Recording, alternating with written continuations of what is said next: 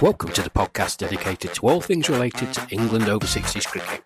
These veterans of the game, custodians of its history, who carry the game's past, define its present, and prove that age is no barrier to brilliance.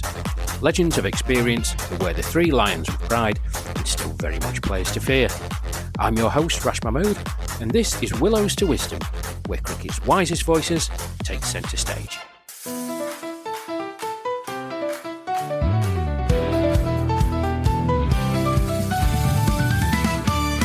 Hello again everyone, and thank you for joining me. As the Over 60 World Cup draws nearer, final preparations are in place for the England squad. This month saw them play just the one game against the England Lions over 50 team at Dunmow Cricket Club in Essex, their final fixture before departing for Toronto. The Lions were also in action this month, with games against the Welsh Dragons, Scotland and the tourists from Western Australia. The county championship will once again be beset by weather issues, with extreme heat and rain causing havoc with the fixtures. The England men's team have moved on from Ben Stokes and Brendan McCullum, and after an eventful test series against New Zealand, brought some joy back to England supporters by beating the mighty India in a T20 series. The England women got to the final of the Women's T20 World Cup, only to be beaten by a hugely impressive Australia side, and created history by playing India at Lords in a test match. On the personal front, we've had our first download in South America recently, Chile to be precise, so thank you to that person for doing so, which brings the total number of countries where the podcast has been downloaded to 27. Now, thank you to each and every one of you for doing so and supporting the podcast. I hope that we are able to pass the 1,000 total downloads mark with this episode. So, as always, lots going on, lots to reflect on, and lots to look forward to. So here's what's on the show this time round.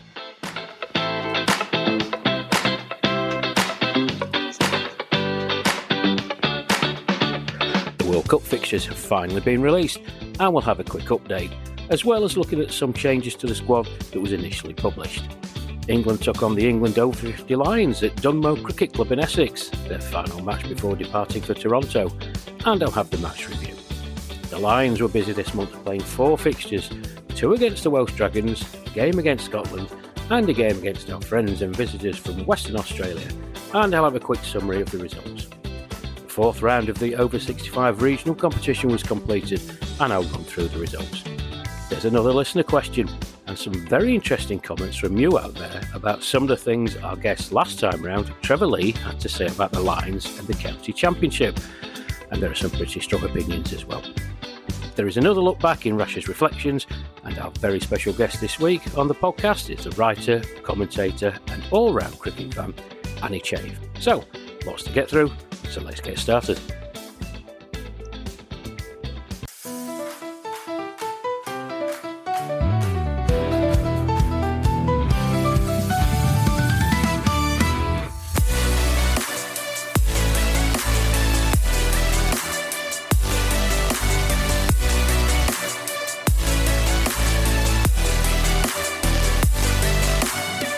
Well, after my faux pas a couple of episodes ago, the final schedule for the World Cup has been confirmed. England face 6 opponents in their group, and there have been some changes to the squad since it was first published. Here's the current state of play. England will play a warm-up match against Canada on the 7th of August before kicking off their campaign on the 10th of August against Scotland. Following a day off, England play back-to-back games on the 12th and 13th of August against the West Indies and Zimbabwe, respectively.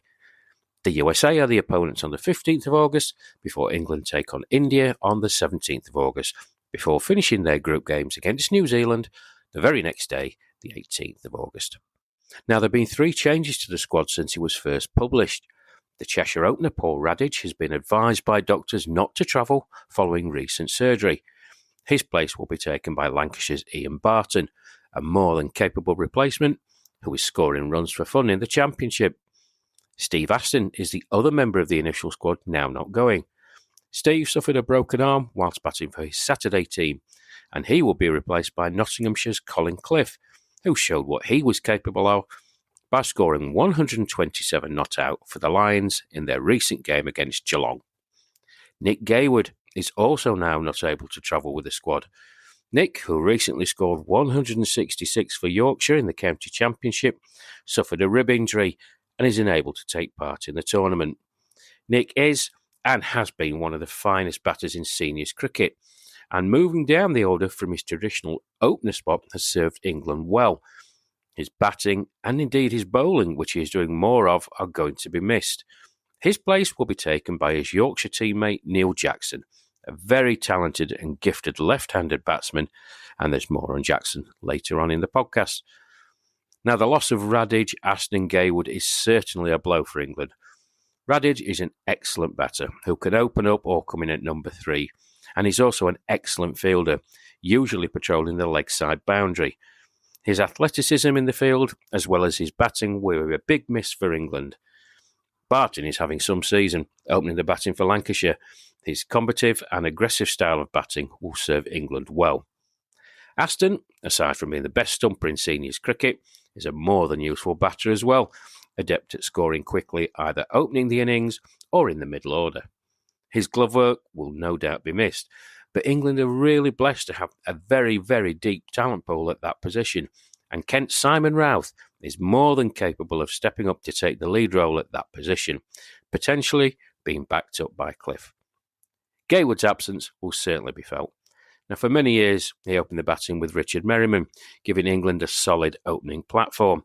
His recent batting has been down the order, where his ability to score runs very quickly has been an asset. Jackson is a left-hander who plays with calmness and is astute at scoring quickly. He gains just reward for a string of good performances for Yorkshire, but he's also played very well out in India for the Lions early this year. To Ian, Colin and Neil, congratulations and good luck. And to Paul, Steve and Nick, rest up, recover and come back stronger. Now, you can keep up to date with all the World Cup news by following the England 60s Cricket Facebook page, as well as following them on the other social media platforms.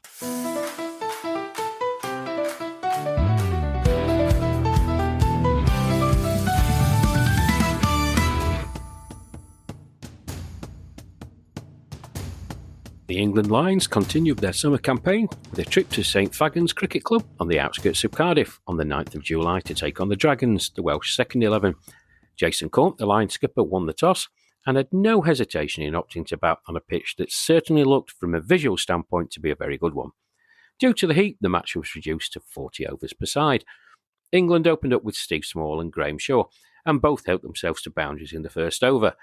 The England pair scored freely, reaching 27 when Small was bowled by Michael Davies for 6. Mark Eames joined Shaw and was watchful initially, as Shaw continued to play some fine shots.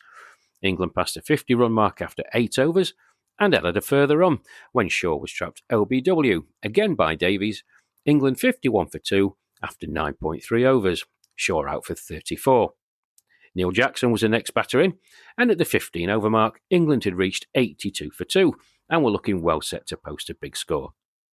The introduction of Pete Doyle paid dividends for Wales as he got Mark Eames to prod forward to a length delivery, the ball taking the edge of Eames' bat, which was well caught by Ian Hopkins, the Welsh stumper. Eames out for 22, England 92 for 3 after 17.4 overs.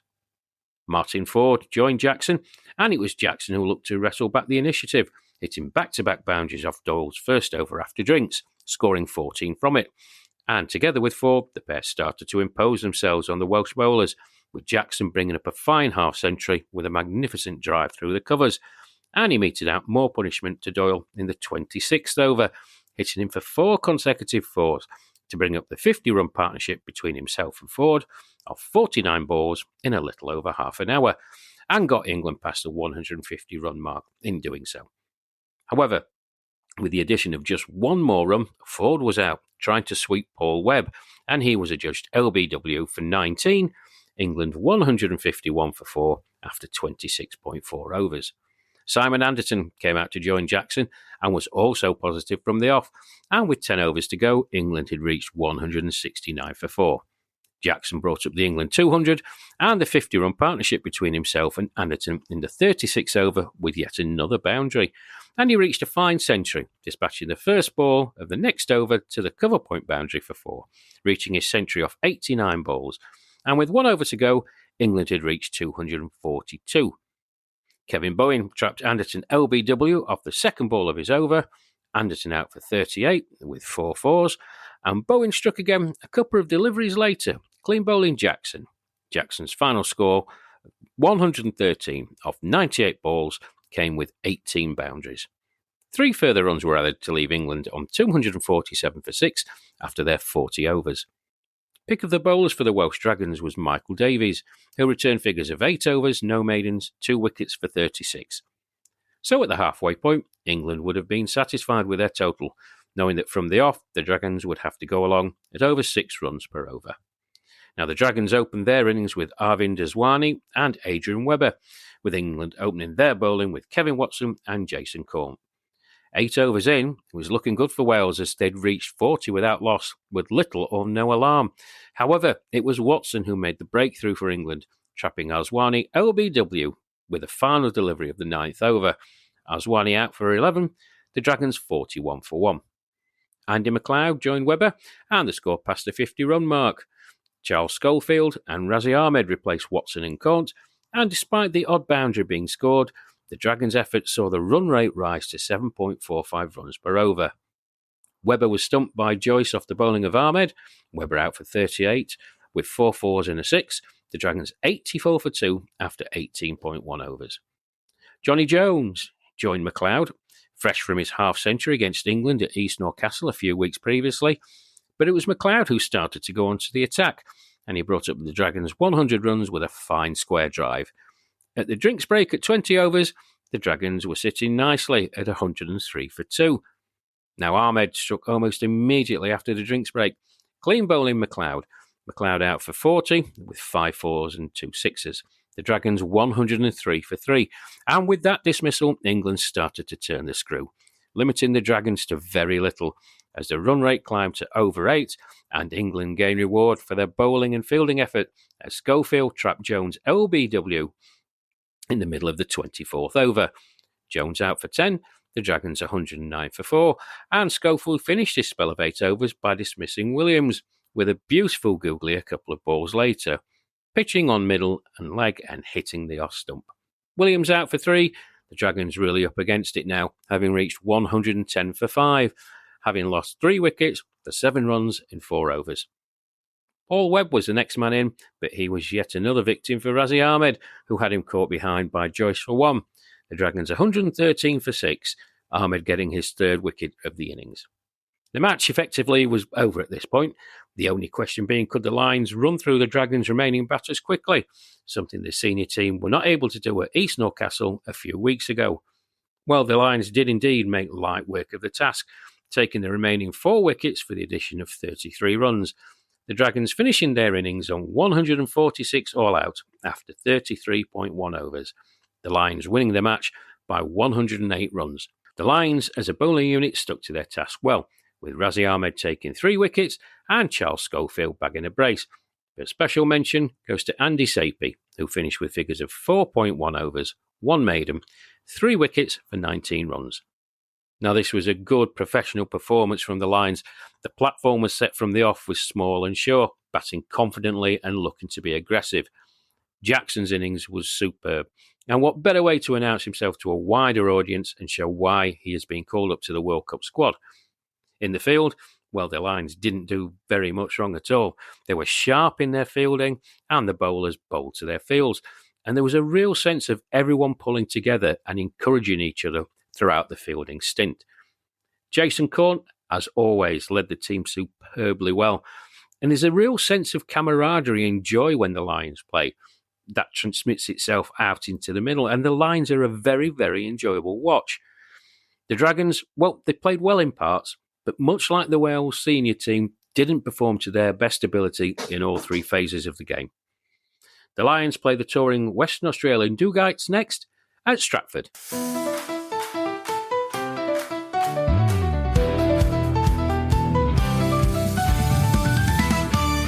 Now, it may surprise you to know that the England over-60 team do not receive any direct funding from the ECB. We are reliant on the goodwill of the players and the continuing support of sponsors. So if you'd like to be involved in sponsorship, please get in touch and we'll pass your details on to Paul Bradley, who'll be more than happy to discuss what your sponsorship will bring. And to give you an example of how far-reaching England over 60s cricket is, last year there were over 4 million clicks across the various social media platforms. Our YouTube channel had over 137,000 views, spanning some 14,000 hours of viewing in 55 countries. So the opportunities for individuals, companies and corporations to gain exposure is there for all to see. That said, our work with the over 60s continues due to the generous, loyal and continuing support of our main sponsors, those being Stonehill Sports, Sporter Tours, NV Play, Cleanclad, HG Construction and The Jube. On behalf of the England management team and everyone connected in and around the team, thank you for your continuing support.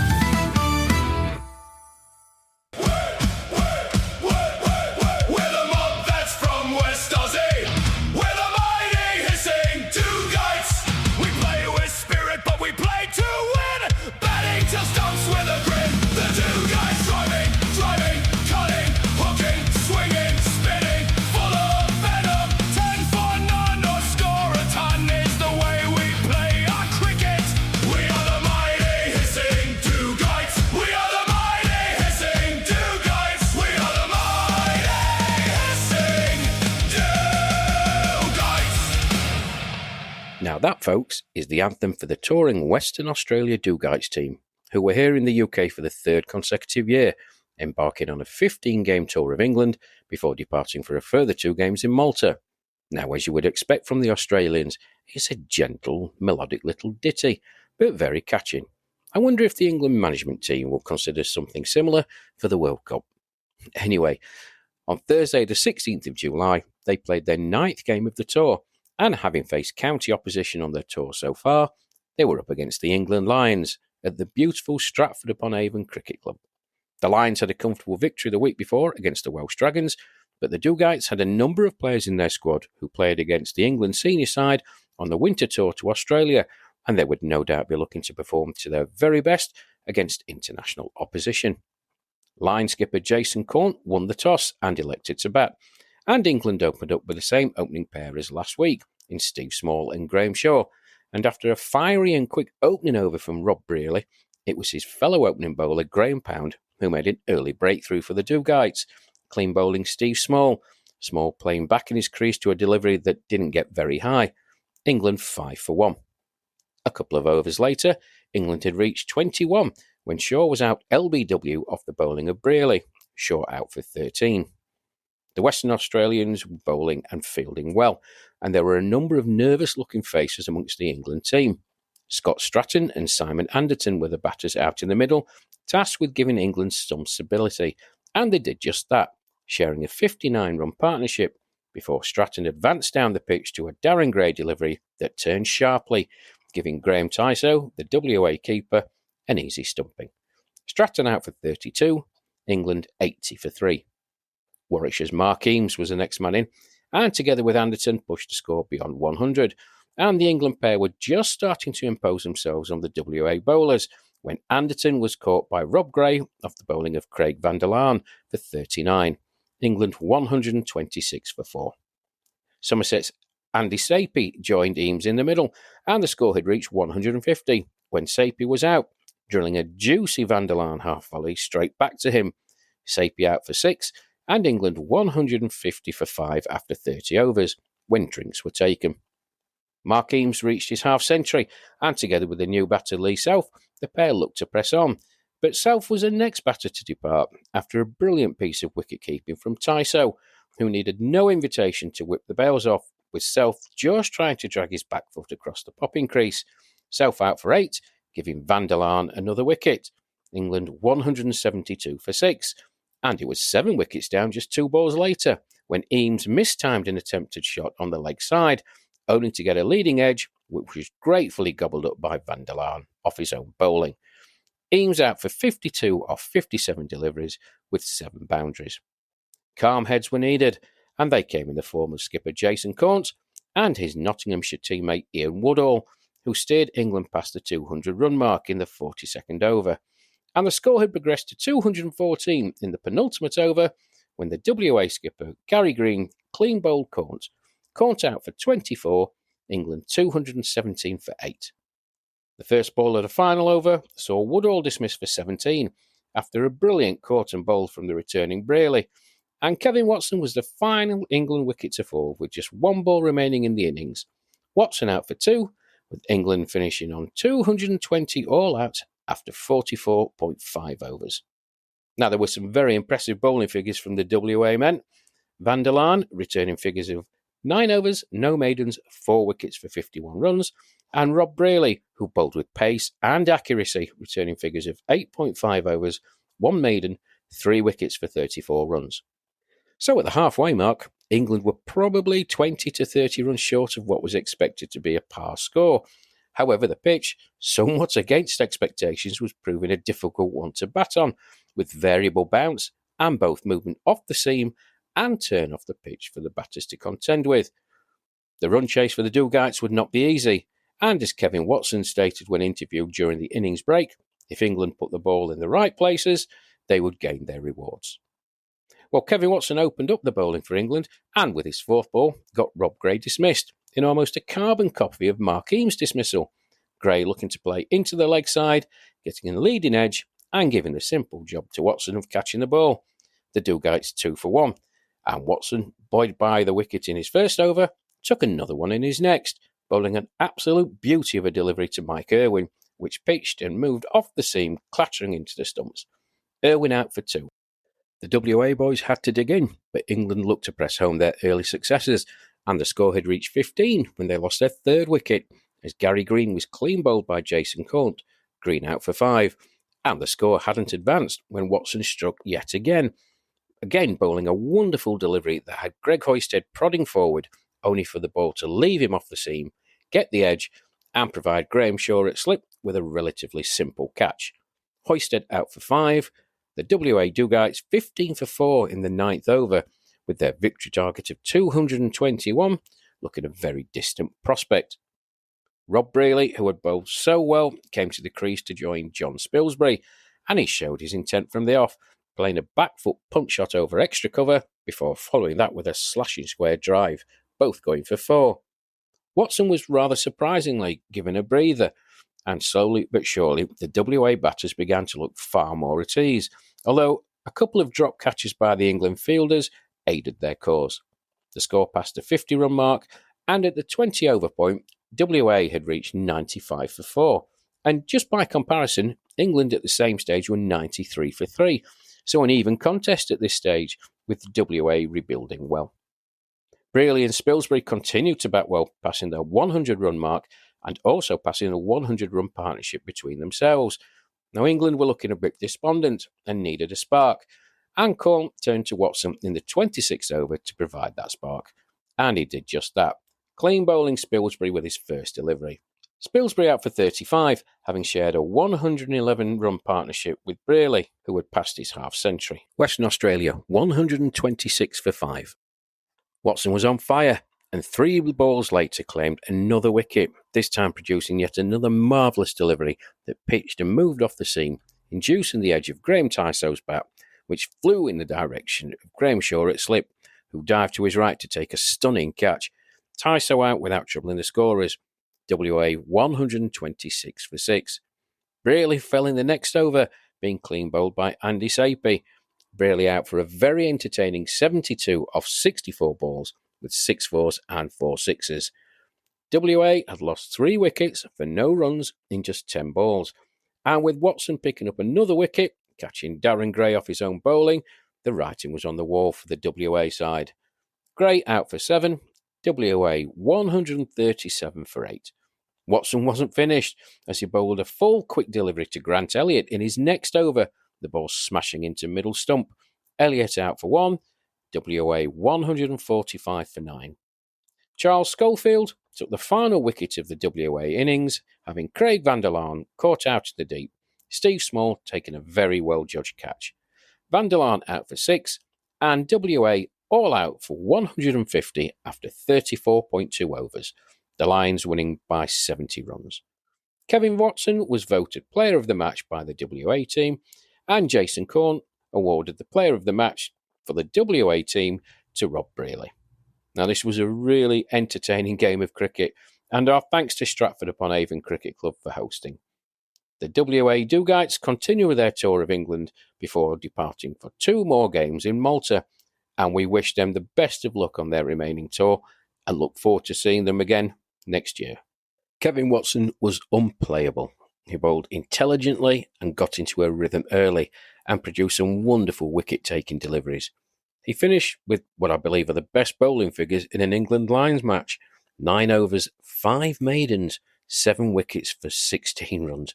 And even Mike Palmer, who was at the game supporting and who had the previous best figures, warmly applauded Watson from the field. And Watson deserves every bit of praise he gets for this performance. It was simply outstanding. The Lions close out their domestic summer season with a game against an invitational 11 on the 29th of July at Brentwood Cricket Club.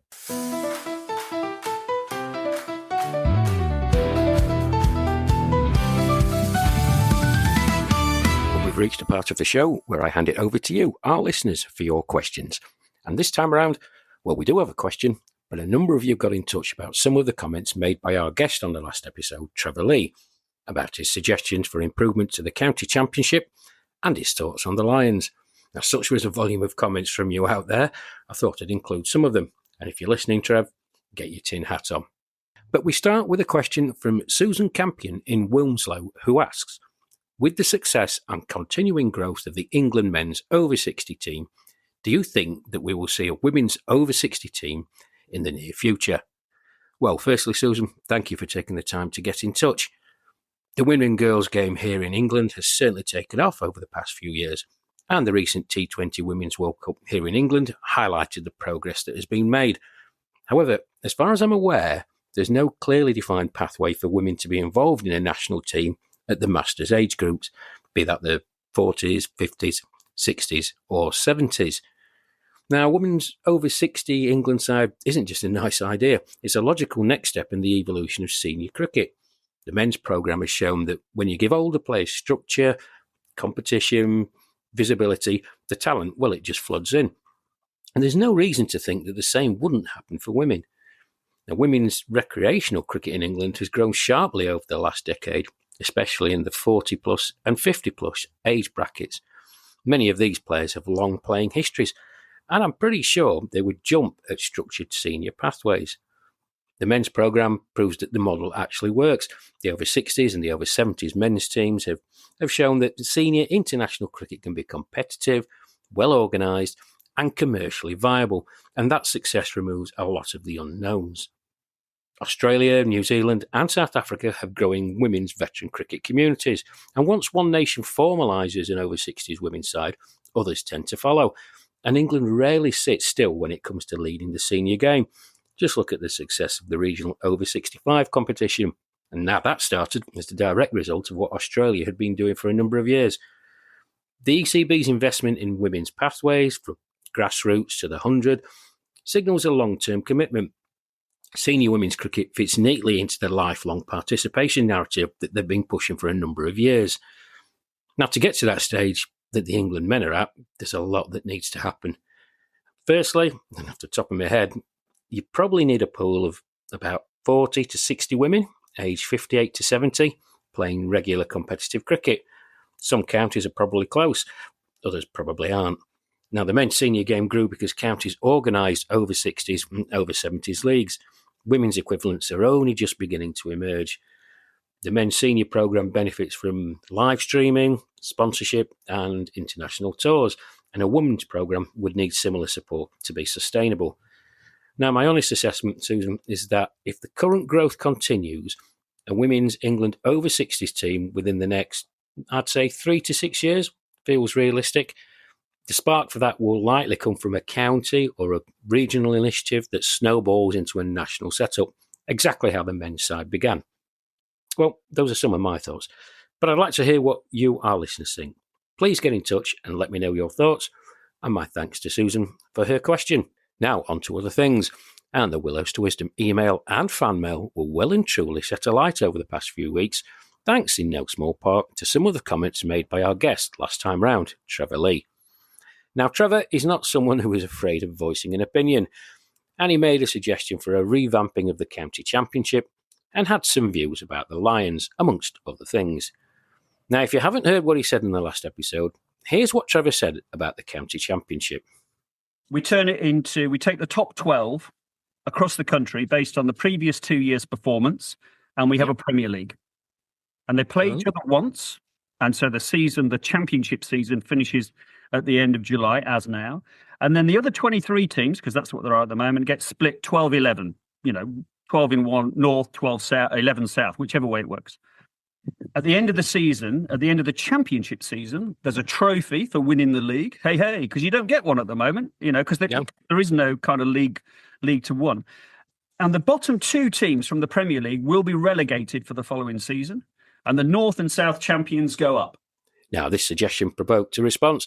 And before I get into some of the comments, this is exactly why the podcast was started, to create debate and interest, and to hear the thoughts of not just the players, but those who watch England over 60s cricket. So thank you to everyone who got in touch. Now, here are some of the comments in relation to Trevor's suggestion. Travel is always going to be an issue, but I do like the idea of having some form of jeopardy in promotion and relegation. Trevor should stick to podcasting and keep his wild suggestions to himself. This needs considering. The county championship needs a revamp, and surely the best county teams playing each other would promote a very strong and demanding county championship. There's no chance the league committee would ever consider this. It's too radical.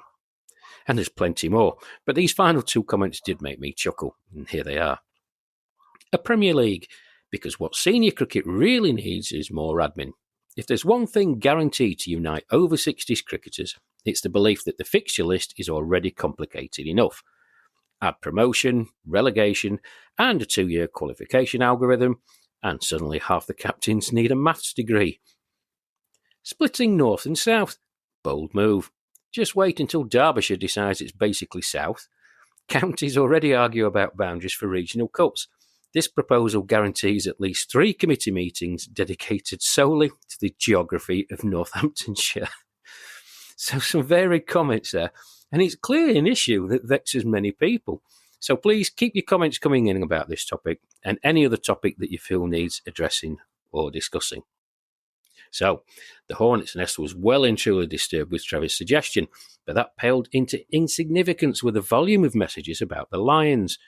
Now, before I play you what Trevor said, I just want to make something clear. All the guests on the show get sent the questions beforehand. Some we might use, but it's all dependent on how the interview goes. I just find it works better that way. And I have absolutely no way of knowing what they are going to say. But I kept both replies in the podcast this time round because it is someone's view. Not necessarily ones that I personally agree with, but it's not my personal podcast. I'm not going to play the full Lions reply, but here's what Trevor said initially about the Lions. It's a great idea having an England Lions setup. I'm not sure I fully understand what the full purpose of it is, and I think there's a bit of misunderstanding still amongst the ranks. Okay, so let's assume that that it's there to develop players for the 60s first team, if you like, for want of a better term, which I think it should be.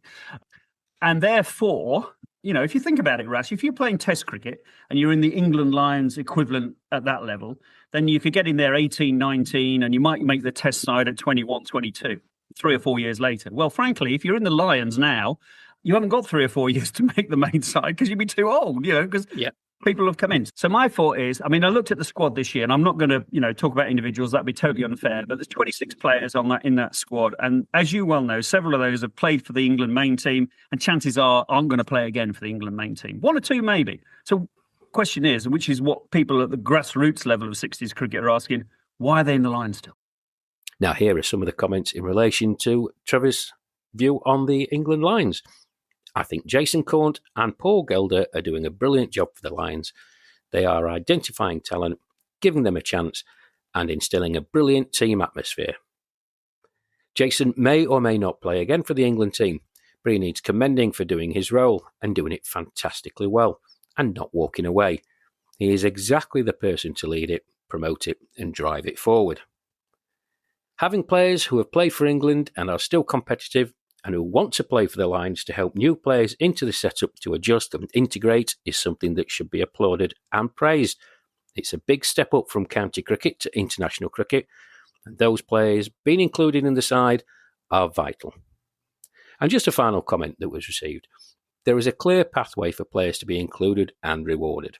I don't agree with what Trevor said about the Lions, but as a senior player myself, it would be a good thing to hear from the England management what their vision for the Lions is.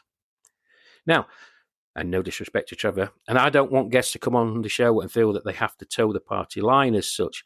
I want them to be honest and opinionated. That's the whole point of the interview. And it's also irrelevant whether I agree with them or not. But such was the response to the interview that I believe it warranted inclusion in this episode. So, my thanks to Susan for her question, and to all of you who got in touch about Trevor's proposals. And it's also a big thank you to Trevor for sticking his head above the parapet. Now, if you'd like to get in touch with us to ask a question, comment, or have a suggestion for the show, then here's how to do so. Now, here on the Willows to Wisdom podcast, we want you to be involved. If you'd like to send a question in, or have a comment or observation about over 60s cricket, then you can get in touch a number of ways. In the episode notes, you'll find a link to fan mail. Click on the link, it's completely free to use, and we'll read your message out on the show. But don't forget to leave your name and where you are contacting us from. If hearing your voice on the podcast isn't for you, then please send us an email. Our email address is willowstowisdompodcast@gmail.com. That's willowstowisdompodcast@gmail.com, and that's all one word. And talking about getting in touch, you can also comment or message us via the England social media platforms. And to run you through where you can find and access them, here's the England social media manager, Harrison Burridge, with further details. Have you enjoyed listening to this podcast and want to keep a closer eye on the England 60s team's progress? Then open your favourite social media app and search for England 60s Cricket. You'll be able to find the team on X, Facebook, Instagram, TikTok and YouTube. Hit follow and have a front row seat to the summer's cricket. Thank you, Harrison. So please do, folks, follow us on all the social media platforms and send us a message in via the fan mail link or indeed email to get in touch with us here at the show. We really do look forward to hearing from you.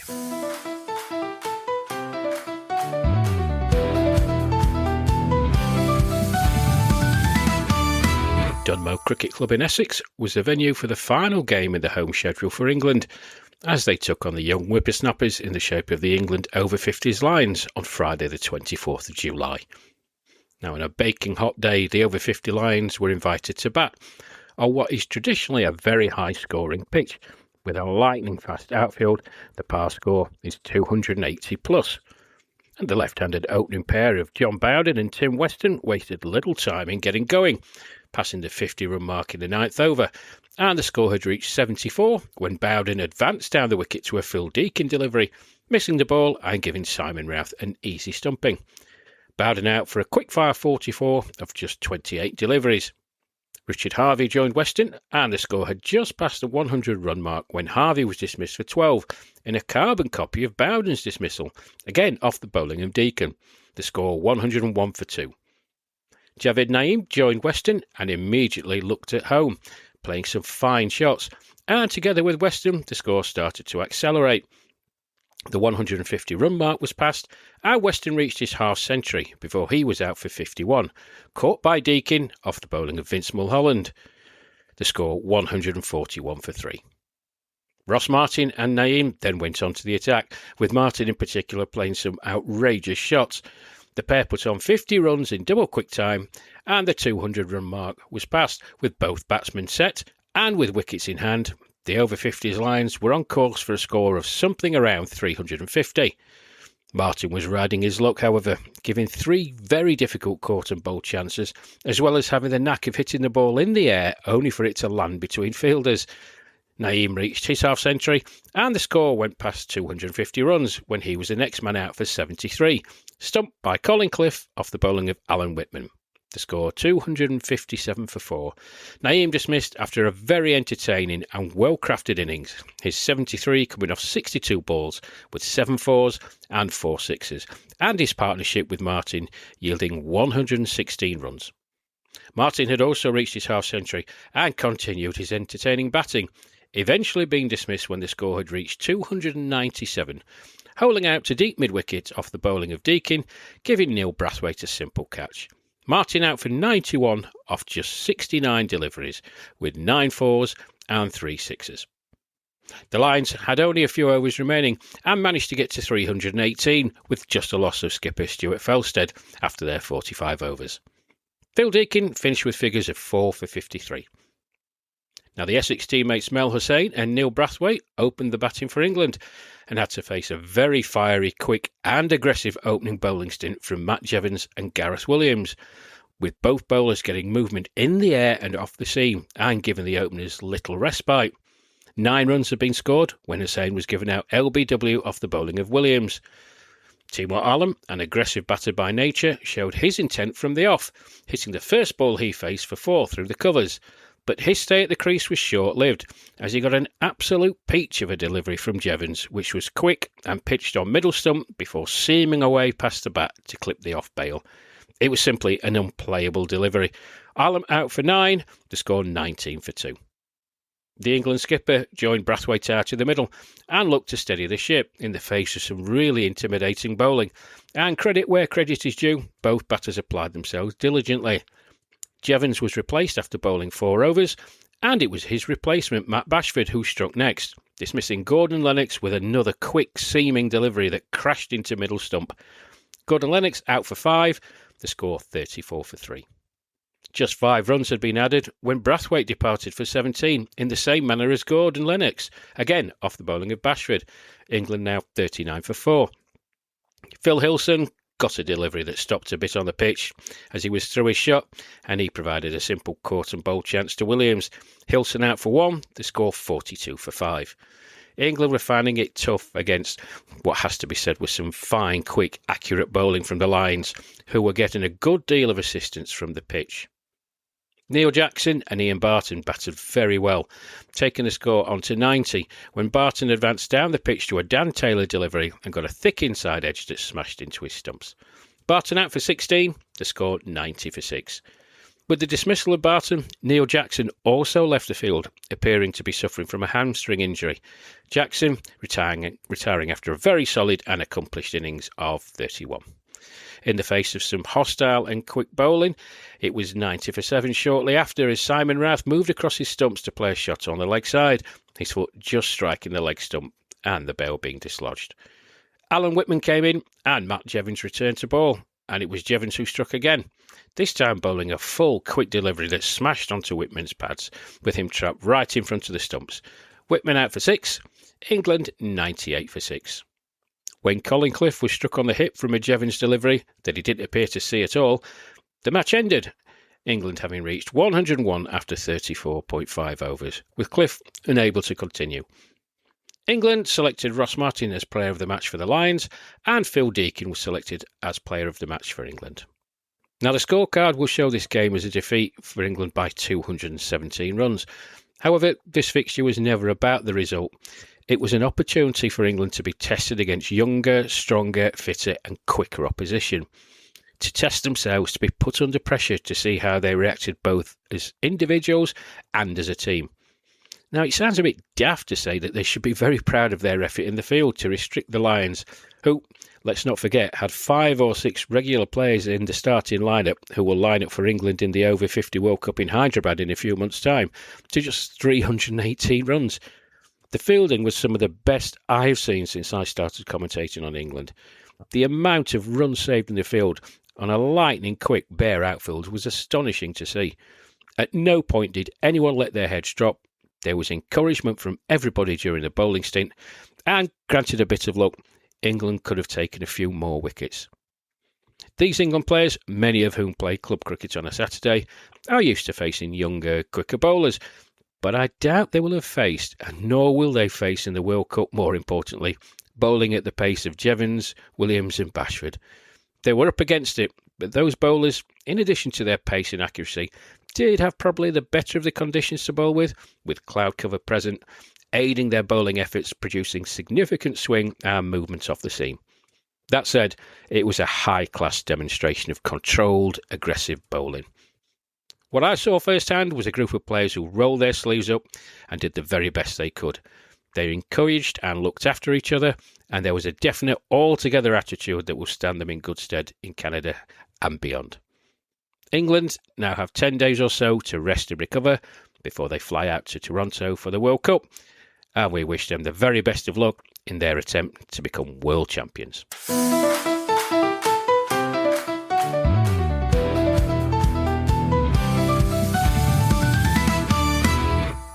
On the same day the seniors played at Dunmow, the Lions made the trip north to play Scotland at Fairburn Cricket Club in Paisley, where Gloucestershire's James Cottrell was making his debut for the Lions.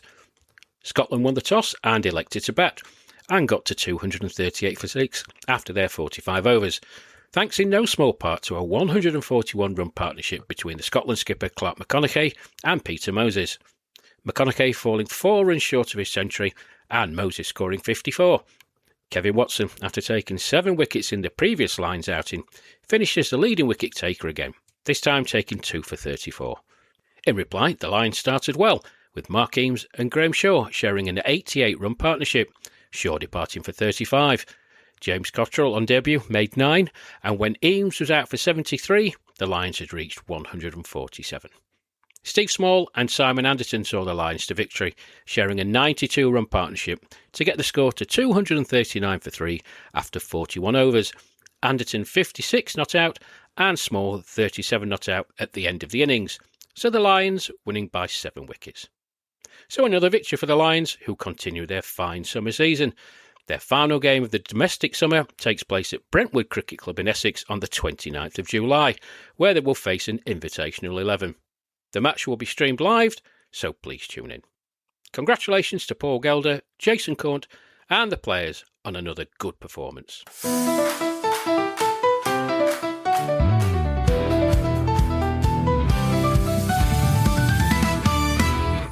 Fourth round of the regional over 65 competition was completed on the 16th of July, with 3 matches taking place.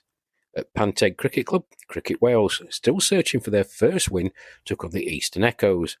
The Northern Superchargers, well, they had their passports stamped and got their visas issued for the long trip down south to Maidstone, where they took on the South East Saxons at the Moat Cricket Club. And the South West Falcons, the leaders after the first 3 rounds of the competition, took on the Midland Mavericks at Moreton in the Marsh Cricket Club. So we start our roundup with the table toppers, the South West Falcons, who took on the Midland Mavericks at Moreton in the Marsh. The Falcons won the toss and elected to bat, but the Mavericks took 2 quick wickets to leave the Falcons on 24 for 2 after 8.3 overs. But some good, sensible batting from R. Graham, top scoring with 71, Steve Hunt with 47, and Anton Luton with 63, got the Falcons to 265 for 7 off their 45 overs. For the Mavericks, Martin Weston and Tim Riley took 3 wickets apiece. Now the Mavericks' reply got off to the worst possible start, with Phil Manga getting a golden duck in the first over, and worse was to come, as Pete Harler, Brad Peake and Michael Daniels were all dismissed before the completion of the 6th over, the Mavericks in complete disarray, sitting at 9 for 4, Hayward and Cull helping themselves to 2 wickets each. Tim Riley showed his character and commitment to what seemed a losing cause by sharing a 110-run partnership with Martin Weston, Weston scoring 36, and Riley finishing on 123 not out. The Mavericks, from their horrendous start, really do need commending on ending up at 223 for 6 after their 45 overs. So the Falcons remain unbeaten and top of the table, winning by 42 runs. At Panteg Cricket Club, Cricket Wales took on the Eastern Echoes. Cricket Wales won the toss and elected to bat, and with good contributions from Pete Doherty and Stuart Carpenter, would have been confident of posting a big score, sitting at 192 for 5 with 15 overs remaining. However, the wheels somewhat came off for Wales, as they lost their remaining 5 wickets for the addition of just 24 runs, being all out for 216 off 35.1 overs. Manoa Sultan with 3 for 48 and Shahid Iqbal with 4 for 32 were Cricket Wales' chief tormentors. Now in reply, the Echoes reached their target quite comfortably, thanks in no small part to an opening stand of 115 between Sai Sampat and Colin Walters, and with further good contributions from Shahid Iqbal, David Holliday and Joseph Pierre, the Echoes ended their run chase on 220 for 3 after 32.3 overs, winning by 7 wickets. Down in Maidstone, the Northern Superchargers and the South East Saxons served up a belter of a game, with 574 runs being scored between them. The Saxons won the toss and put the Superchargers into bat, and may have regretted that decision, as Richard Merriman and Martin Watkin shared an opening stand of 114 before Watkin was out for 41 in the 21st over. Now, if that wicket signalled some respite for the Saxons, then they were mistaken, as Tony Birbeck joined Merriman, and the pair made hay while the sun shined. Merriman reached a fine century before he departed in the 29th over, the pair scoring 62 runs in just short of 8 overs. Merriman out for 102. Birbeck reached his half-century, but he departed shortly after for 54, when the score had reached 219 for 3 after 36.4 overs, and some lusty late hitting by Monty Douglas, David Lees and Ali Anthony saw the Superchargers post an imposing 288 for 6 after their 45 overs. Ed Smith was the pick of the Saxons bowlers, taking 3 for 55. Now, the Saxons have a very strong and powerful top four in Andrew Steggall, Gordon Morgan, Mark Shepherd and Mike Redfern, and a lot would rest on the outcome of the game as to how these four would perform. Morgan, such a prolific run scorer, wasn't able to cash in this time around, departing after scoring 20.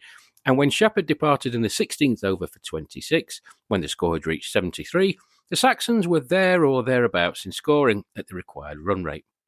Redfern departed when the score had reached 100, and Steggall reached his half-century before he too was out for 59, the score 116 for 4 after 23.3 overs.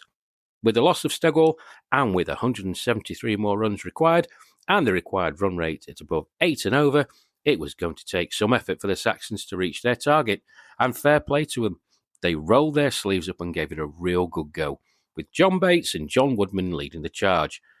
Bates was stumped off the bowling of Colin Gibson for 36, when the score had reached 183 after 33.5 overs.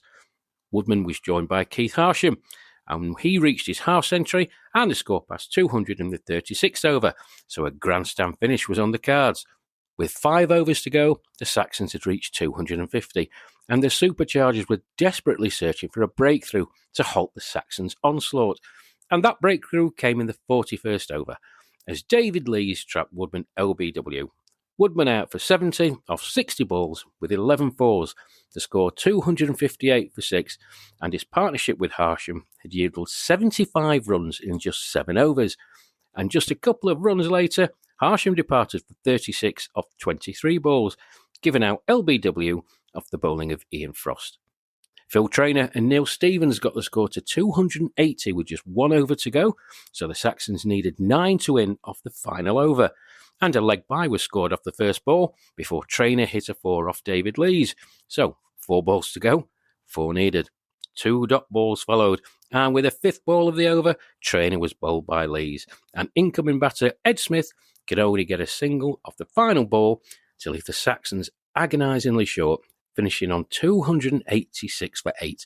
The Superchargers holding on, just, to win by 2 runs in what was a magnificent game of cricket, and credit to both teams for their efforts. David Lees, Ian Frost and Colin Gibson took 2 wickets apiece. So the standings after 4 rounds have the Falcons top of the table on 8 points, having won all 4 of their matches, and they will advance to the finals regardless of the results of their final fixture. The Superchargers sit second on 6 points and will also most likely advance due to their superior net run rate. The Echoes and the Saxons sit 3rd and 4th respectively on 4 points, with the Mavericks in 5th on 2 points, and Cricket Wales in 6th and searching for their first win of the competition. Now, the final round of fixtures takes place on Thursday, the 20th of August, when the Echoes take on the Falcons at Castle Park Cricket Club in Colchester. The Mavericks take on the Saxons at a venue to be confirmed, and the Superchargers take on Cricket Wales, again at a venue to be confirmed. All the matches start at midday, and I've included a link to the competition website in the episode notes. Good luck to all taking part in round 5.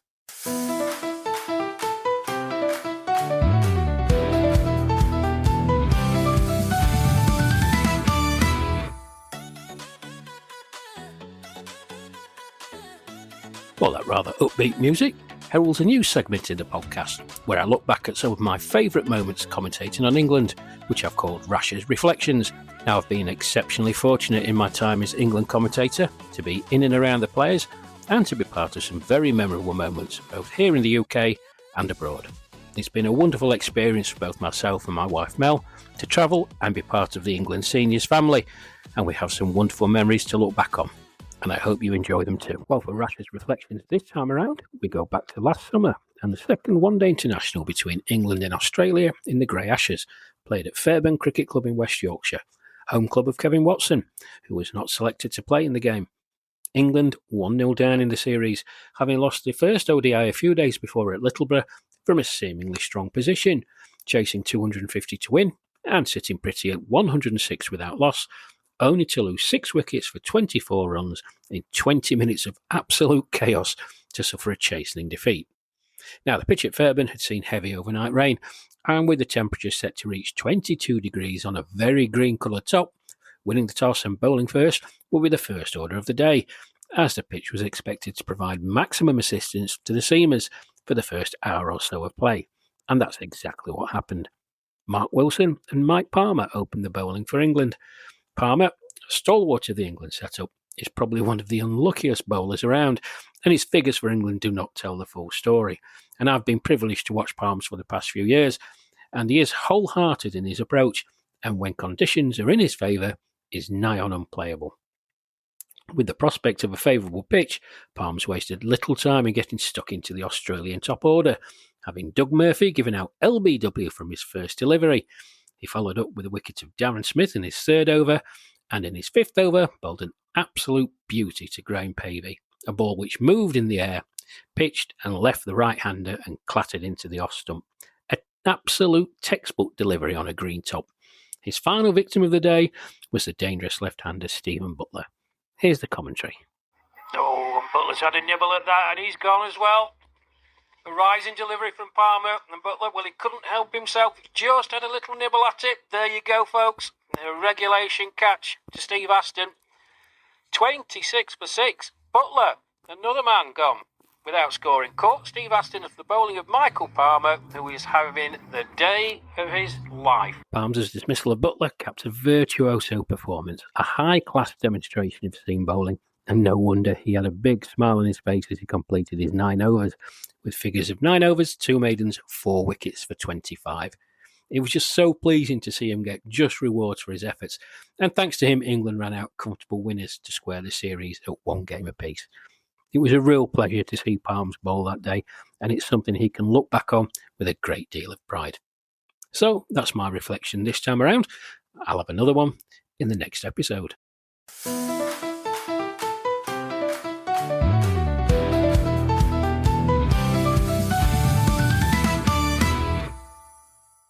My guest today on the podcast is a writer, editor, broadcaster, author, publisher, podcaster and campaigner. Cricket was always going to form some part of her life, being the 4th child of a cricketing mad family, citing her beloved mad professor father as the instigator, who took her to village greens the length and breadth of Devon during her childhood. As a result of this, she has an encyclopedic knowledge of Devon, measured by 2 criteria: cricket grounds and pubs. Now, after a career in administration, the arts and community works, she initially got into cricket by writing about it in her spare time, which has progressed into her becoming one of the most respected cricket writers in England. She is the editor of County Cricket Matters, a quarterly magazine which advocates for the ongoing and continuing traditions of county cricket and the communities tied to it. She is a passionate and vehement defender of county cricket, and you'll be very hard-pressed to find a more fervent or indeed passionate advocate for it. She is also a commentator, being a familiar and friendly voice commentating on Somerset matches, and anyone within hearing distance will be bombarded by stories and tales of Somerset County Cricket Club.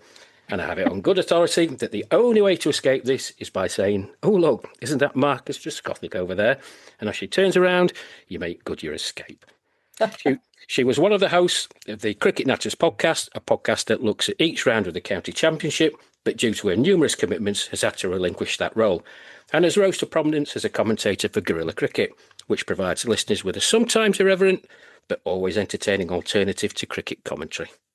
Her first book, which she published last year, entitled Cricket Changed My Life, 11 Personal Journeys, has been very well received. And it's not your typical cricket book, as it looks at a diverse array of people who demonstrate that the game of cricket can be of benefit to anyone, and is not purely confined to the players who play it or the venues to play at. It's my great pleasure to welcome Annie Chave to the Willows to Wisdom podcast. Good morning, Annie. Good morning. That was quite a mouthful, wasn't it? Well, you've packed you've got such a diverse portfolio, but I just want to start with your childhood. I ask all, I guess, where their love of cricket started. Well, so I'll go back to your childhood, if I may, and take you back to Devon. Now, our second guest on the podcast, Nick Gaywood, spoke very fondly of his cricketing days in Devon, growing up in Newton Abbot and playing for Bovey Tracy Cricket Club. And it's got a rich history as the county regarding cricket. Now, did you have any choice as you were growing up, or did you embrace the cricketing adventures in Devon willingly? No, I had no choice because we started off going to cricket when I was about 5. So I didn't have any choice. We were dragged along by my mum and dad. But that was our life. That was our summer. We'd wait for the I can't remember the word now. The fixtures. That's it. Fixtures.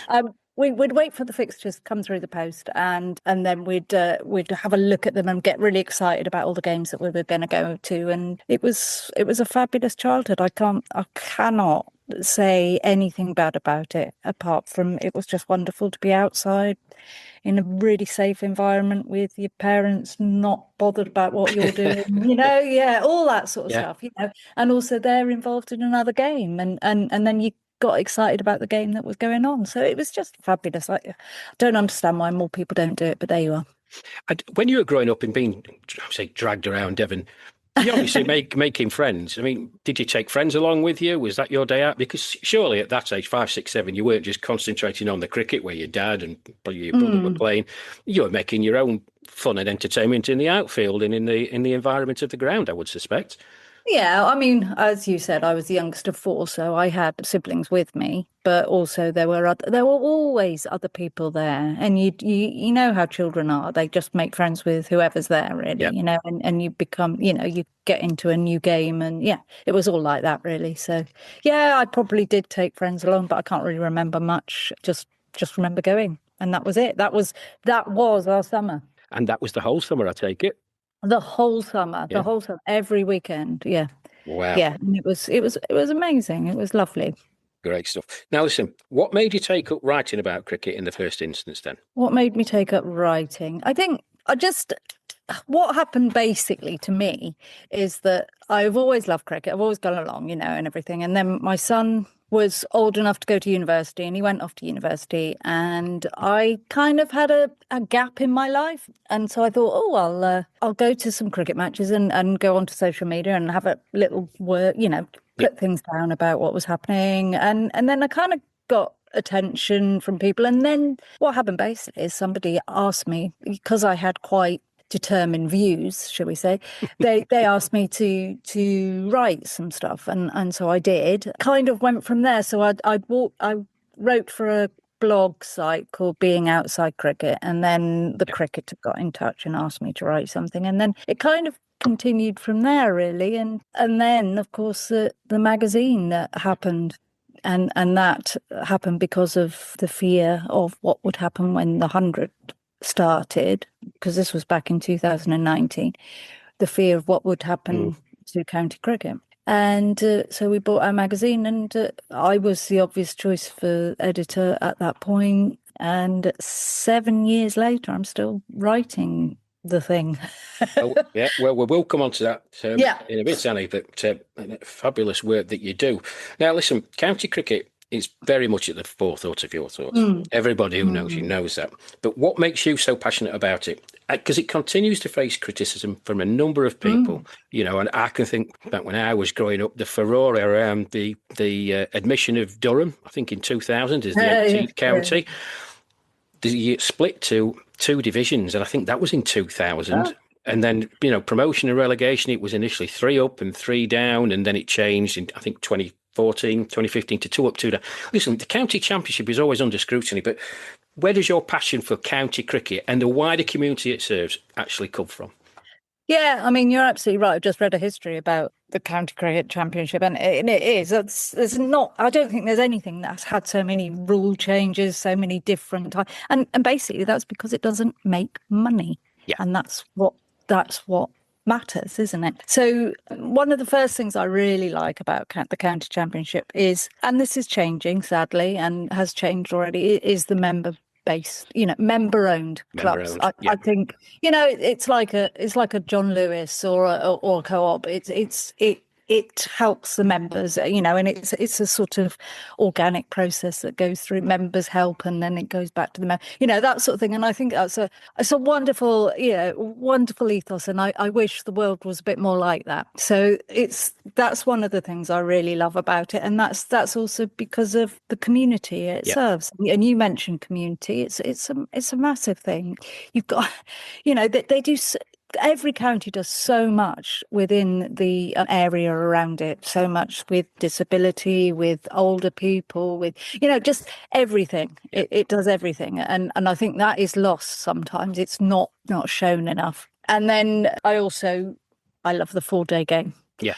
And I love long format cricket, and you just don't get it in many places. Luckily, you get 3-day version in the minor counties, the national counties, but you get the 4-day game and it is a wonderful, wonderful thing. It's a brilliant game where you have a narrative that you follow throughout those 4 days, and it's a brilliant thing. And you have so many people that you go and see and chat to, and you have a community there, and there's just so many things about it that is what, and also it's rich history. There's so much that they have from the past, and it's a wonderful thing to be part of. Absolutely. Well said. But one of the criticisms, and I was speaking to somebody last week, I was up at a 60s game, and one of the comments that they made was they don't think county cricket is fit for purpose. And it's an argument, and it's a comment that I've heard quite a lot over the last few years. It's similar to something that happened on the podcast last week with Trevor Lee, the host of the Silver Stumps podcast, advocated a radical change to the over 60s championship, which has sent my emails into meltdown. Do you agree with that comment? Is it fit for purpose? Fit for purpose. It depends what the purpose is. Correct. And that's the argument that I countered with, because I said, what are you trying to say? Are you saying it should only be there to produce players who can go on to play for the England national team? Or do you think it benefits the wider community and the wider breadth of players who can play to a good standard and provide entertaining cricket? It's a very difficult one to answer. I appreciate that. But it's a comment I've heard a lot of, fit for purpose. And it doesn't sit right with me. Well, it sounds like something someone's said, and then they don't quite know where they're going with it. I mean, if I looked at all of the people that I know that don't necessarily go to county cricket but really care about the county championship, it's huge. I mean, I think there's so much following of the county championship itself. It doesn't have to be, it doesn't have to be about the national side. It is a thing in its own right. The fact that it does produce cricketers for the England side is a wonderful thing. But I don't personally. I care much more about Somerset, which is my local team, than I do about England. And there are many people. It's not. I am not unique in that feel the same. No, you're not. I speak to a lot of people, and particularly up here in South Yorkshire and the Yorkshire fans. They couldn't care less about the England team. They make that quite clear. Make that quite clear. Listen, you touched on being editor for County Cricket Matters. Let's go on to that. Now, when you're out and about speaking with people, what's the main topic that arises when speaking about county cricket? Because you pick up on a lot and you publish a lot. You must get inundated. Well, people know you, Annie, and they see you about. And, you're very approachable. They're not going to be shy in coming forward. No. What's the big thing that they are speaking about at the moment? The schedule. Yeah. It's always the schedule, and the fact that the county championship has been put to the beginning of this year and the end of the year. It is an absolutely crazy thing that a game that is made for summer is not being played in the height of summer. It is, I mean, all right, you might have the odd game, but basically we are saving the summer for games that we play in the evening. Yeah. I mean, it's ludicrous. It's absolutely ludicrous. And meanwhile, it's perfect conditions now for, we spin bowling, for, fast bowling, for everything, for batting, and we're not using it. So that is the main thing. That is the thing that everyone feels very strongly about. And the fact that, we are losing some of the teams as well. We're losing some of the games. The games are getting fewer and fewer championship games across the season. Yeah, well, the magazine started, as you said, Annie, because of the introduction of the 100. Yeah. Now, I've got my own views about the 100, which are probably not broadcastable. But it really has taken a massive slice out of that county championship. Yeah. Can you see it changing in any way, shape or form, the county championship, in the next 3 to 4 years to maybe, because the 100 isn't going away, is it? Not with all that investment. That is not going away. I think it's probably going to ease, if I'm personally honest, more into the county championship. Can you see there being a compromise at any point? I think there will be a compromise. I think the counties that don't have the 100, which, are 10, 11, whatever Middlesex and MCs. Yeah. So for those counties, there is a sort of wasteland in the summer for them. There is talk and there will be debates about whether to play the championship alongside the 100 at those counties, because otherwise they are being left fallow for the cricket season, basically. And there are people that actually want to take their kids to championship games and not just short format firework display, so they should be available for kids in the summer as well. And there has been some leniency. I have to say there's been some games in June and there's a couple at the end of August now. But it feels very, it's 2 months between the last championship game and the next one. And that's just absolutely mad. And the follow-on question to that is, what happens to those county players in the interim? Yeah. So of course I'm Somerset based. So take Jack Leach. Yeah. What is he doing in the cricket season, basically? Yeah. It's madness. Okay, some of them might be earning a fortune at the 100. Some of them will not. And again, that makes a really difficult time in the changing room come the county season again. I can't imagine what it's like for some of them when they come back and the others that have been left behind. It does create an issue. And the other thing that people speak to me about is that when the players move up to the national team, I can mention Yorkshire, the likes of Joe Root, Harry Brook, etc. The Yorkshire fans don't get to see him in a Yorkshire shirt. No. They did. Yeah. Joe Root did the start of this season, but very few and far between. Well, they're your superstar players. You want to go and see them. That puts bums on seats. Of course it does. And you just don't see them. That's to do with the contracts, isn't it? It is. England contracts. But I think that's a crazy thing. For cricketers, play cricket. Don't, rest them. And, all right, they might need a little bit of rest, but generally, if you're playing cricket, you want to play cricket, don't you? You do indeed. Yeah. Well, County Cricket Matters, as you say, you're the editor, and it's been going for 7 years. It's out every quarter, is that right? Yeah, it's out every quarter, yeah. So it's out December, March, June and September. So, yeah. Okay, well over 25 periodicals now, isn't it? So you're still going strong. Do you still have the enthusiasm for it?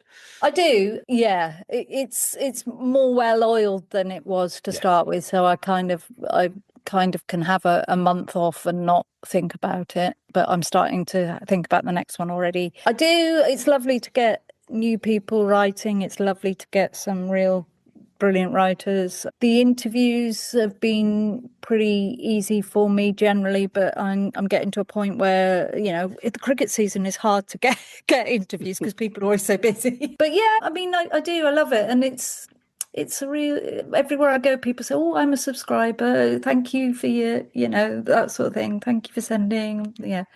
So it's a really, and a lot of people send me messages saying how important it is and keep going, So, yeah, for that reason, yeah. But you're giving them a voice because the best one in the world, you are quite well known now. You know, Yeah, bizarre. I mean, I meet people and they go, "Oh, hi, Annie," and I'm like, "Oh, who are you?" but that's a good Yeah. thing, and long may it continue. Now, Guerrilla Cricket and commentating for Somerset, it gives you an opportunity to see up close and personal the county scene and also international cricket.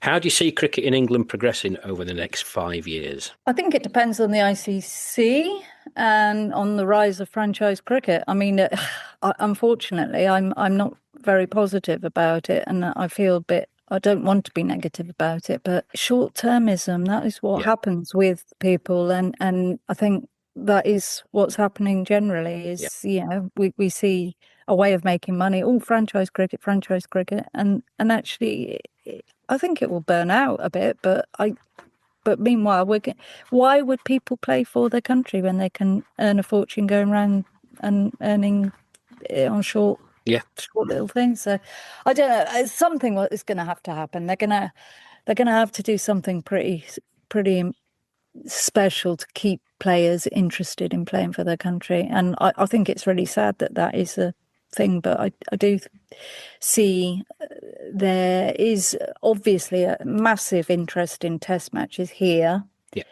in Australia, and that's and New Zealand a bit and India, but other countries, it's so expensive and it's so hard, and they're also not getting the backing from the ICC that they need, the financial backing, and that is it's a real shame. I think personally, I want everybody to have the same money, however much they. It's like the county championship. I feel about membership at member-owned clubs. I feel the same about the ICC. We should all be looking after each other, and every country should be getting the same amount and the same coverage. It shouldn't be about who makes the most money, because in the end, you only make the money if you've got somebody to play. Yeah, I heard last week was the ICC are toothless tigers, and international cricket and world cricket is driven by India. That was maybe a topic for another discussion. Yeah, I mean, who can blame India though in some ways for that? I mean, it is true. It is run by India in lots of ways, but yeah. Right, let's move on before the ICC and the ECB come charging. Now, listen, women's cricket and the investment from the ECB are certainly bearing fruit, and Somerset women are certainly a side. Listen, on their day, they can beat anyone. Look at the likes of Sophie Love, Charlie Dean, Amanda Jade Wellington, and of course Heather Knight. Now, England lost to Australia in the recent women's T20 final, but do you think the exploits of the women playing in the county cricket championship and on the international scene, do you think it will encourage more women to take up the sport? I absolutely it will. One of the things about anything is if it's visible, it will become more popular. And this was the big thing about taking cricket off telly and putting it behind a paywall, was suddenly you lose the casual observer who wouldn't know what it is. If you see, it's like anything. I've talked to lots of West Indians, for example, and they all say, I saw somebody like me playing cricket. Same with women, same with any people that weren't expecting to be playing cricket, suddenly see someone that looks like them. Oh, I can do that. It's massively important. And there's huge investment in the game now. And I think it's really important that the counties, however difficult it is, because it is financially difficult for all the counties, it's really, really important that they embrace the women's game. And suddenly, for me personally, the last 2 years, I've found it really fantastic to have a Somerset side, another one. It's like, and I can suddenly watch all these people growing up and changing and getting better or worse. It's a wonderful thing. And these advantages are massive. But again, it's the short-termism. It's been hard to do it because people can only see that it's not going to make money initially, but it will. Yeah, of course. Got to give it time, and more kids will take it up. Massive amounts of kids will take it up. That's a great answer. Now, listen, one of our listeners has contacted me with a question, which the listeners of this podcast, when it's released, will hear earlier from this interview. And she was asking about whether I thought there would be a women's over 60 team in the near future. Now, I gave my answer to it, Annie. I won't bore you with that. But what are your thoughts on that? Do you think it's a viable thing? Could it happen? Of course, it could happen. It could. Will it happen? Absolutely could. I don't see why it wouldn't. I have no reason to think it wouldn't. That women's cricket has been around for so long. It's just been in the shadows. It's not in the shadows anymore. There are still playing. I mean, I know Enid Boatwell. She is still playing at 80 Yeah, something. 80 something. Yeah. So there are people, if you're fit enough, you can play, Yeah. and there's no reason why women shouldn't be as fit as men. So absolutely there should be. Yeah, and I've seen it covering the over 60s. People think it's dibbly-dobbly cricket, and they get quite a rude awakening when they see these guys throwing themselves about like loonies and running out. I mean, yeah, they can't do things that they could do 40 years previously, but I tell you what, they can still bat, they can still bowl, and they've got to find different ways of adjusting. It is a brilliant product, and I'm very passionate about it, as you are with county cricket. Now, on to other things. You published your first book last year, and it's been very, very well received. Okay. Cricket Changed My Life, 11 Personal Journeys. Now, I've read a lot of cricket books. I haven't actually read yours, but I've read some of the reviews, and it's a different kind of cricket book because it looks at how cricket affects people, and not just players. I mean, you've got people like Bumble on there and Roland Butcher, who we'll touch on in a minute, obviously connected heavily with the 60s. What prompted you to write it, and why that particular format? So what happened was I heard an interview by Catherine Brunt where she said something about how cricket had saved her life. I think she was a bit of a live wire, and cricket had really saved. She talks openly about it, doesn't she? Yeah. And I thought, oh, that's interesting. I bet there's loads of people where that sort of thing has happened, and I thought it'd be nice to do a book about it. I love interviewing people, so I thought that would be really good. And I contacted Stephen Chalk, who's the publisher, cricket writer, and I said, I've got this idea, what do you think? And he said, yeah, it's a good idea. You need to speak to this chap, Waleed Khan. He's a great person to talk to. And I mean, just very quickly, Waleed Khan was, when he was 12, he was shot 6 times by terrorists in a horrible attack where all his school friends were killed, and he survived. And it's about how cricket had helped him get through this atrocious thing and start to be this amazing motivational speaker that he is now. So his story was amazing, and I interviewed him and I thought, wow, this is really, this is great. And I sent the chapter to Stephen and he said, yep, this is great, and sent it on to a publisher, and they said, yeah, we'll publish it. And so that was Fairfield Books, and we sat down and we chatted about various people to interview and went from there, really. I wanted to, obviously, because I wanted to interview, it had to be people who were alive, and I wanted a diverse selection, but I didn't want them all to be cricketers. I wanted them to be, like Wally, to have this amazing sort of backstory. And I just found it a really, really wonderful experience, the whole writing it, the whole interviewing, everything. Well, of course, Roland Butcher is one of the people, one of the 11, and you were, I mean, it's honest to be interviewed by Daniel Norcross, BBC Test Match special commentator, yourself and Roland at the Chalk History Festival. I think it was last month. So it's getting out there and the exposure's out there. But you're very much like Roland, if I may say that, in breaking the glass ceiling. And when we do have women commentators, they are to the fore now. Alison Mitchell does a great job. Lisa does a great job. Emily Rainford-Brent and what she's doing. But his book, Breaking Barriers, Barbados to England, and back, being the first black cricketer to represent England. Do you feel a responsibility as Roland does? I mean, Roland's, and someone I know, I was commentating with him last summer at Dunnington, England versus the West Indies. He's fiercely proud of that. Yeah, the impact it makes. And you're a similar mode, but you're doing things in the cricket reporting world, and your reputation is growing. Do you feel a responsibility? And do you feel that you have stuck your head through the glass ceiling? Or do you still think there's some way to go? I do a bit. There are other people, like you say, the people that have been doing things. But one of the first things I did say when I first went online and started talking about cricket was I wanted to show that there were women that understood cricket, where cricket was a major thing, and it wasn't just about women's cricket. And although I love women's cricket, I've grown up with men's cricket, and I wanted to show that women can really enjoy men's cricket, understand it, have sort of things to say about it. And so, yeah, I do feel a bit of responsibility. I do get people saying, so like I said earlier, lots of people saying to me, keep going, it's really important what you're doing. So I do feel that sometimes. I think, I've got got to keep going, and because I've not been joined to anything particular. Now I write a fortnightly column for the cricket paper, but generally I've been my own person. I've been able to say what I want to be able to say, and that is a freedom that a lot of people don't have. So I keep doing that. At the moment, nobody's told me not to. No, carry on doing what you're doing.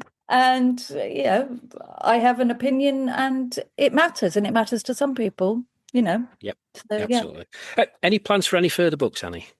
Yeah, definitely. I'd love to write again, but I haven't found the subject yet. So yeah. About the future then, as we're coming towards the end of the interview, what does the future hold for you? Definitely carry on with county cricket matters while it does matter. Yeah. Because obviously there are changes probably going to happen to the county championship, and if they are ones that aren't going to be good, then I think I'll find it really hard to be supporting it. But while it's something I want to support, then yeah. And keep doing it. We need advocates for it. Well, certainly we've just coming to the end, but we ask all our guests 5 questions. So I've modified them slightly. So if you're ready, question 1. Which part of your cricket reporting has actually improved with age, even if no one believes you? Well, okay, it's definitely not my eyes. For a start. The more you read, the more you go to cricket, the more anything you learn. You learn a better way of doing things. You learn things all the time. So, yeah, that is an important part. Okay. Question 2. If your reporting and commentary were a vintage item, what would it be and why? This is a very strange question for this, but I would say, I'll say a vintage leather notebook, because I take lots of notes and I'm always learning. So my commentary, my reporting is a constant sort of archive, shall I say, of knowledge. That's a good answer. And good to look back on from time to time, I would have thought. Must have some memories in there. Now, question 3. If you could give your younger self a cricketing slap, what would it be for? Now, that can be obviously reporting or something you did and you think, I shouldn't have done that. Okay, this one is easy. When I was 10, I was playing for Exeter Colt, and I was thrown out when they found out I was a girl, because that's how the world was then. Oh. I would tell myself to fight it, and I would go back and carry on playing instead of stopping playing, which I did, and didn't take it back up until late 20s. So, wow. So I would do that. Yeah. Wow. Unbelievable. I know. Question 4. Which rule of cricket would you rewrite?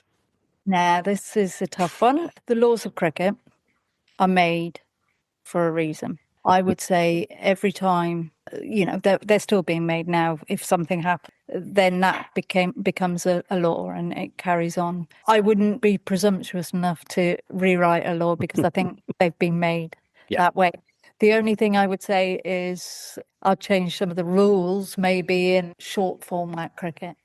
but no, I'm pretty sure that these laws are there for a reason. There was always a point to most of them. Yeah. Okay.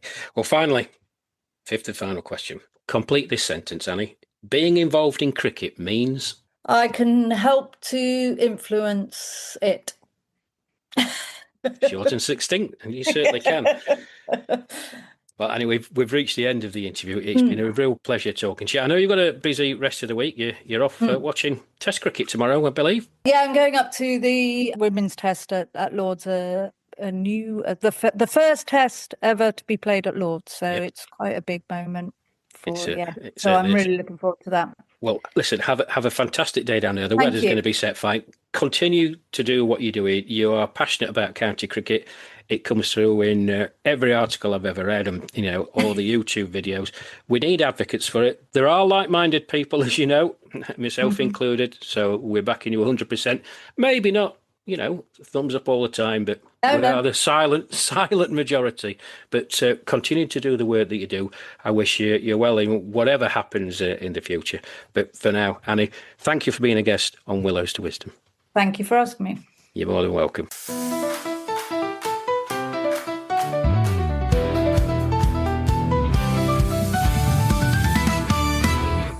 Well, that's it for this episode, folks. I hope you enjoyed it. My thanks to Annie Chave for being our special guest and to Susan for her question. It's also a big thank you to Harrison Burridge for all he does to promote England and the Lions via all the social media platforms. Now, the episode notes list all the ways you can keep up to date on England over 60s cricket, with links to our various social media platforms, and the episode notes also contain the fan mail link, which you can use free of charge to get in touch with us, to submit a question, or get in touch with your observations and suggestions. Or you can email the show. A reminder that our email address is willowstowisdompodcast@gmail.com. Now, my thanks to Buzzsprout for hosting us and for the technical help and assistance of Audacity and Orphonics. Please like, share, subscribe and review the podcast, and you can find us via Apple Podcasts, Spotify, Castbox, or via your usual podcast provider. With the World Cup just round the corner, the next episode will be a preview one, and I'm hoping to speak to key figures from a number of nations about the tournament and get their views. It will be released just prior to the World Cup starting, and whilst commentating at the tournament, I'm hoping to include some content from the World Cup itself, so please look out for that. I've been your host, Rash, and thank you all for listening to Willows to Wisdom, where age isn't a number, it's an advantage. So until next time, it's goodbye from me, and thank you.